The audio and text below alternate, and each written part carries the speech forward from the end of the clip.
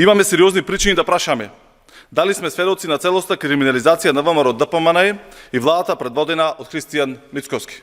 Ангел Самараков, човек од најтесното обезбедување на премиерот Мицкоски, е фатен како оддава доверливи информации на лица од скопската населба Грчец, средина добро позната по активностите на организираниот криминал.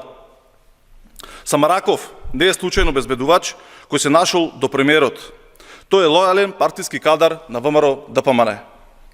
Неговата сопруга е вработена во општина Велес и беше кандидат за советник на локалните избори. Исто така од редовите на ВМРО ДПМНЕ. Ова значи дека се работи за човек од нелбискиот круг на доверба на Мицкоски. Пред само неколку месеци шефот на обезбедувањето на премиерот нападна полицаец кој бил на должност за време на акција за борба против дрога. Дали ова е случајна состојба или организирана шема?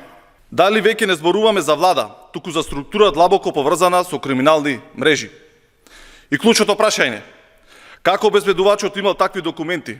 Кој му ги дал доверливите информации? Денес прашуваме дали државата ја води владата или криминалното подземе преку луѓето на Мицкоски. Социјалдемократскиот сојуз на Македонија бара итна и целосна истрага.